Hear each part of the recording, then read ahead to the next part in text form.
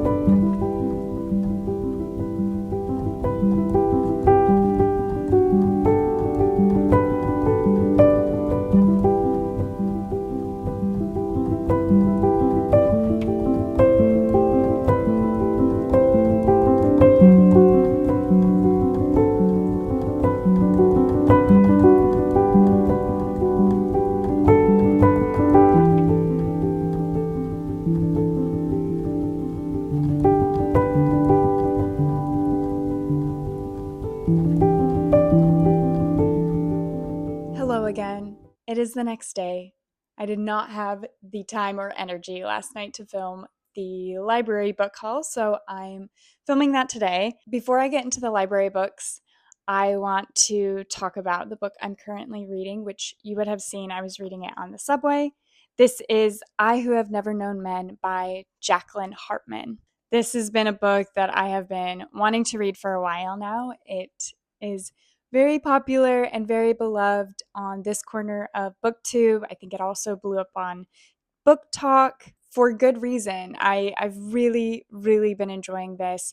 It's a book that I expected to like, and turns out I really, really like it. I'm almost done with it, so I can't give a full review, but I'm very close to being done. Not only has it gotten fantastic reviews from people I really trust, but the premise has always been intriguing to me. It takes place in a post-apocalyptic world. It follows a group of women who start out in a bunker, kind of caged in a bunker at the beginning of the book, and it's told from the perspective of one of the women who came to the bunker as a young girl, and all she ever knew was life in this bunker. Her perspective is quite unique compared to the rest of the women she is caged with. This creates a really interesting dynamic between her and the rest of the women as the book goes along. I feel like this is a book that you don't want to know too much about it before going in. Just the premise alone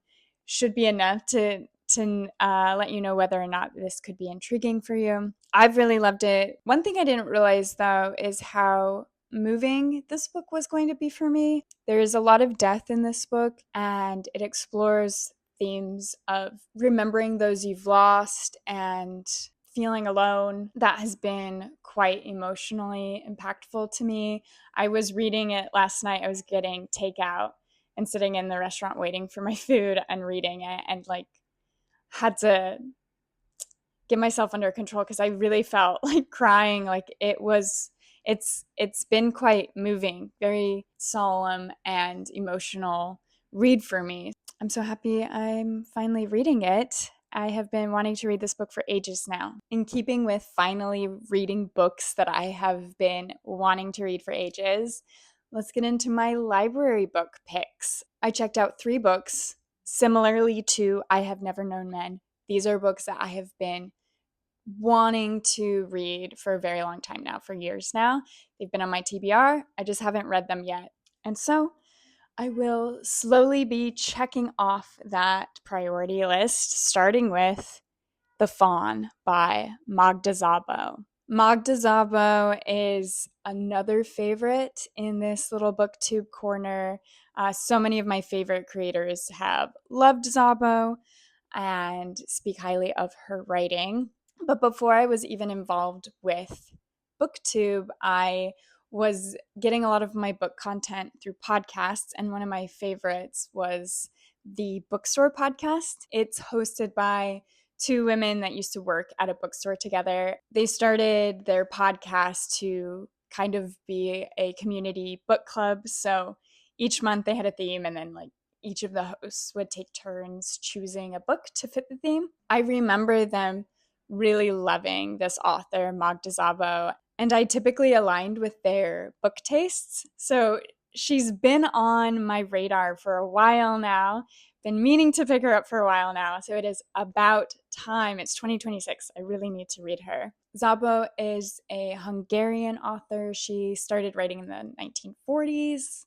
Wrote through the 80s. It seems most of her novels that have been translated into English are available through NYRB, as is this copy.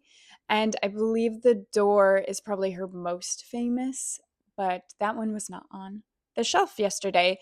So I looked at her other options. This one really caught my attention because of this description on the back, which says that the narrator and protagonist of The Fawn may well be Szabó's most fascinating creation.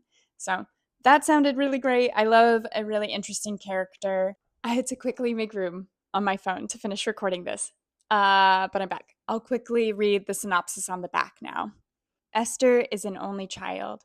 She grows up in a provincial Hungarian town with her father, an eccentric aristocrat and steeply, downwardly mobile flower breeder, and her mother, a harried music teacher failing to make ends meet in the years before World War II. In post war communist Hungary, Esther has moved to Budapest and become a star of the stage, but she has forgotten no slight and forgiven nobody, least of all her too kind and beautiful classmate Angela. The Fawn unfolds as Esther's confession, filled with the rage of a lifetime, and born, we come to sense, of irreversible regret.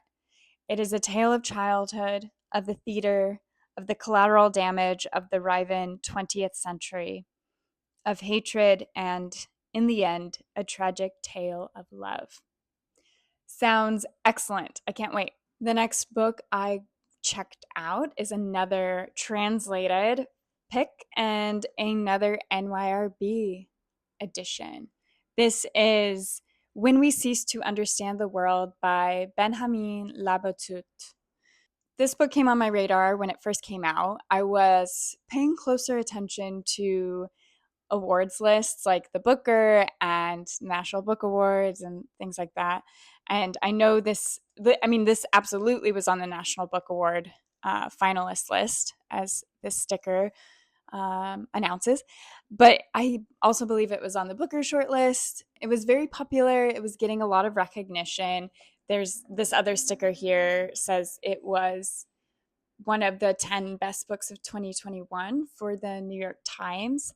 So, yeah, this book obviously was a big hit. I was interested in it not just because of its popularity, but because of the premise. I understood it was a literary exploration of some actual mathematicians and scientists. That sounded really interesting to me because I'm interested in the intersection between humanity and ethics and genius. I find that quite interesting. So that's what drew me to this and made me put it on my TBR all those years ago. And then recently, my dad told me he read this, which is fun. Him and I don't typically overlap on our book tastes, but when we do, it's really cute and it's fun to talk to him about the book. He really liked this.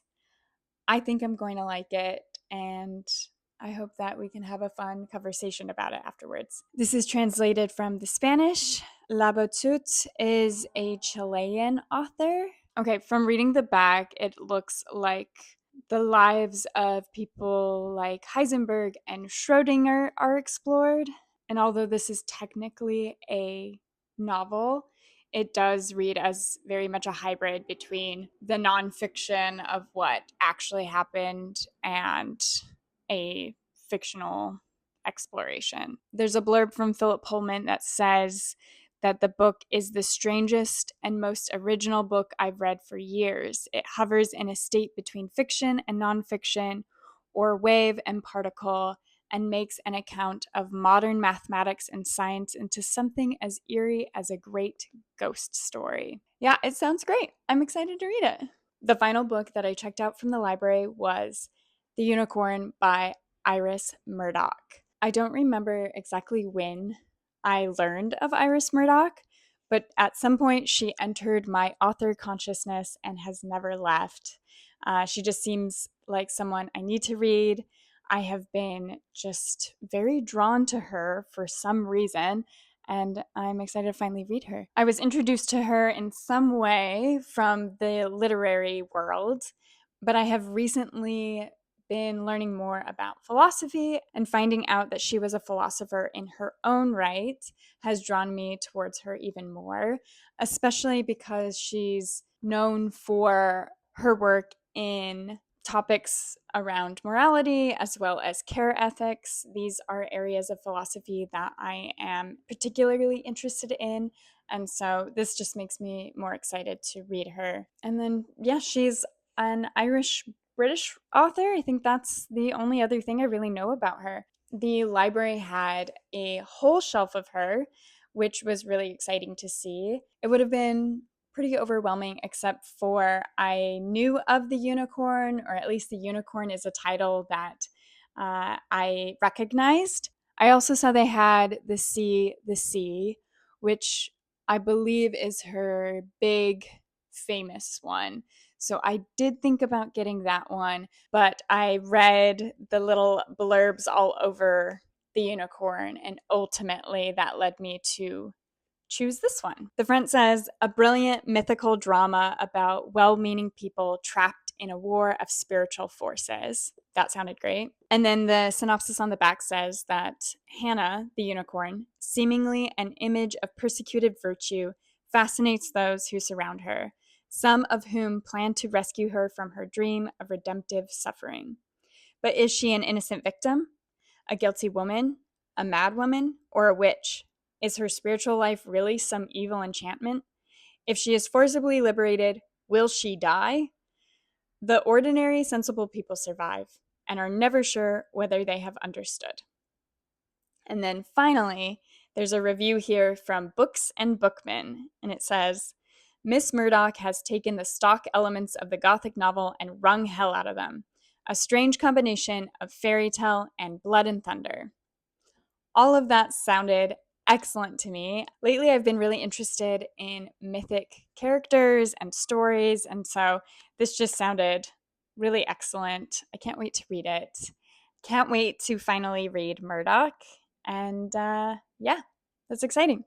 All right, those are my library books. I love hearing in the comments from you about whether or not you've read one of these books or if I've influenced you to pick up one of these books. I would love to hear it. If you want to know my thoughts on these books after I'm done reading them, follow me on Instagram or on Goodreads. I post all of my book reviews there. On Instagram, I'll do a monthly wrap up, and then although I am behind in Goodreads, I will also put my book reviews in Goodreads as well. If you enjoyed this video, please leave it a like. And finally, if you want more content about libraries, books, and an evolving creative practice, please subscribe. Would love to have you. Thank you so much for watching. Thank you for coming to the library with me. I will see you in my next video. Bye.